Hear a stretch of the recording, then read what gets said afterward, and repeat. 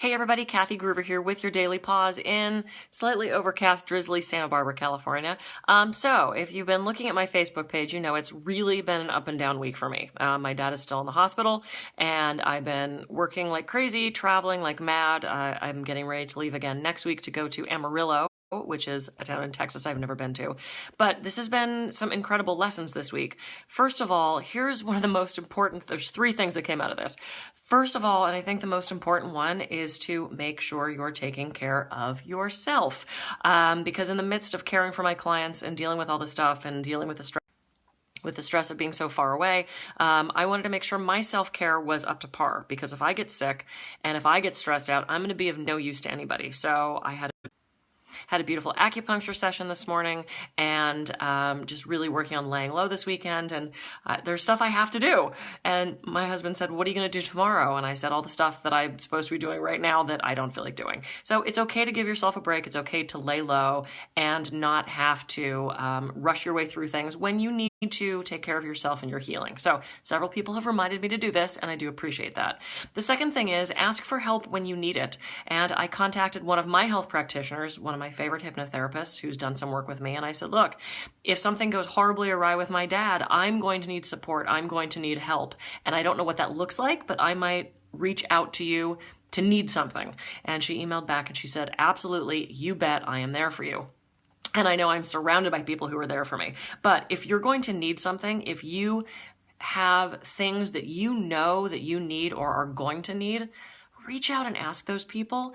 So often people want to help, but they don't know how. They don't know what that looks like. They don't know what you specifically need. So if you're really clear of, hey, if this happens, this is what I'm going to need from you, I think that's really important, because then you're going to get those needs met. People are going to be there for you and they're not going to have to wonder how to reach out and how to give you the support that you're requiring.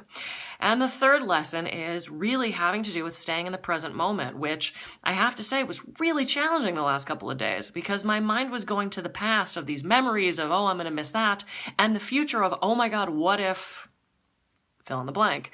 But I found when I could really focus and do those presence and those mindfulness exercises, which I teach everybody to do, I was so much calmer. I was so much better. I felt so much healthier.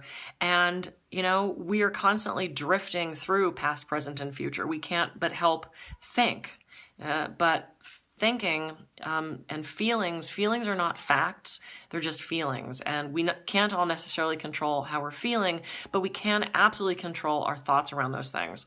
So moving forward, we'll see how it goes. My computer keeps cutting out. Take care of yourself.